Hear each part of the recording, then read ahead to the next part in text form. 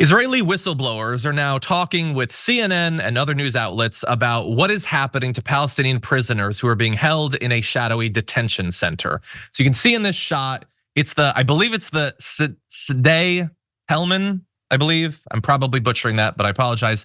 It is this particular camp, which has been it's massively grown in size since October 7th, and as the war has gone on. And now thousands of residents of Gaza have been held there. They're not all still being held there. They're often held for a period of time, processed, and then eventually released. But we want to focus on what happens while they're there. Because a medic who worked at the field hospital there said that Palestinian detainees there are stripped of, quote, anything that resembles human beings, and that the harassment and torture are done not to, quote, gather intelligence, but out of revenge for the October 7th attack, saying, quote, it was punishment for what they, the Palestinians, did on October 7th and punishment for behavior in the camp. In the field hospital, wounded detainees are strapped to their beds wearing diapers and fed through straws. One Israeli whistleblower took a photograph of the room, which the person said was filled with a putrid stench and the sound of men's murmurs as they were forbidden for speaking to each other. We were told they were not allowed to move, they should sit upright, they're not allowed to talk, not allowed to peek under their blindfold. People talked about being blindfolded for literally weeks. Like saying that they had no idea where they were being held because they didn't see anything of the process of getting there or being there. One of the whistleblowers says, in their account, they paint a picture of a facility where doctors sometimes amputated prisoners' limbs, not due to battlefield injuries, but due to injuries sustained from the fact that they're handcuffed for so long. Their hands or their legs would rot from the wounds that they suffered from being handcuffed for such a long period of time. They called it a paradise for interns because unqualified medical personnel were the ones actually staffing it. And they said there was a constant smell of neglected wounds that were left to rot. And there are particular individuals who talk about their experience there as well. One described having 3 of his fingernails removed with pliers during interrogation. A dog was released on him.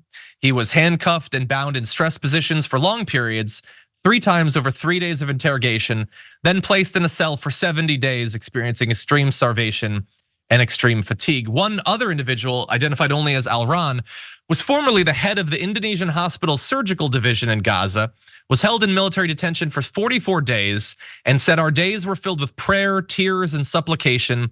This eased our agony. We cried and cried and cried. We cried for ourselves, cried for our nation, cried for our community, cried for our loved ones. We cried about everything that crossed our minds. Now, he eventually was released, but not once they'd figured out that he wasn't a member of Hamas. A long period of time went by. They apparently decided that. And then once it was understood that he could be trusted, that he was not a militant, he was kept in a position, I forget the term that they use for it, but basically an intermediary between the guards and the other prisoners. And he was held for weeks then. They had already determined that he was not a militant, he was not a member of Hamas. And yet he still experienced these conditions for literally weeks. And there are many, many stories like that. Literally thousands of people have gone through there. Some of them assuredly members of Hamas. Some of them definitely people who have aimed to or have injured or killed IDF soldiers inside of Gaza. But many, many, many 100% innocent civilians experiencing these ungodly conditions. Brett, what do you think of it?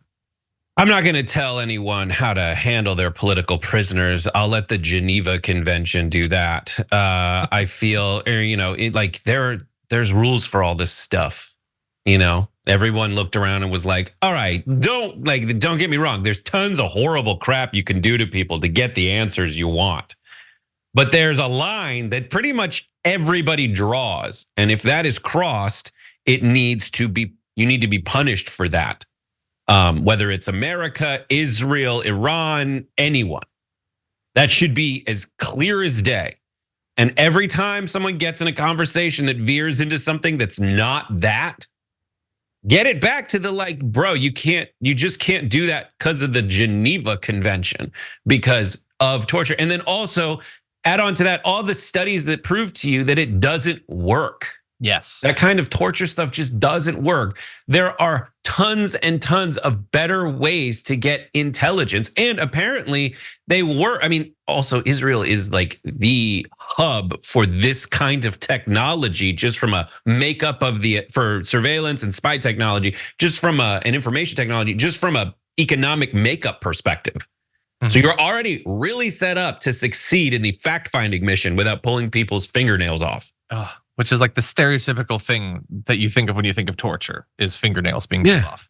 Having no idea at that point if the person is a member of Hamas or whatever. Like imagine surviving bombardment in Gaza and then being dragged off this place. There was one account of a person who talked to one of the doctors and said that they told the doctor, if you get out and you go back, find my family and tell them, if it comes to it, die rather than going to this place. It would be better for my family to die than for them to experience this detention facility. Yeah, it is prehistoric traumatic stress disorder. Like that is how everyone that lives in this area is in this area that is they're either there because of like a very traumatic military horrible thing. Yeah. Well, basically everybody is either because you like signed the deal, was like, all right, I'll change religions and abide by the conqueror, which is a tough decision to make, or like, okay, we're kicking you out of your country and you need to go here. Yeah. Or we're now here and we're kicking out of your country. Like it's horrible. It's all just horrible. And I'm gonna you still can't violate the Geneva Convention. It was, I love, Brett, that you would say that, and I agree. The last horrible thing that I'll say is, there are so many people in America that will not care that this is happening, and they won't care how many civilians experience this torture because they think that these civilians deserve it, or that it just literally doesn't matter. It's not even that they actively want them to be tortured. They just don't care if they're tortured. And if Israel says that they need to do this to find Hamas, and by the way, they're not even acknowledging this happens, no matter how many whistleblowers go to CNN or whatever, there would be many, many Americans, not just regular Americans in cafes, okay, senators and congresspeople who'd be perfectly fine with this and would say, how dare you tell them how they're supposed to prosecute a war? Now, obviously everyone needs to, there are many ways to confirm or deny this. And so everybody needs to 100% make sure that this is accurate reporting.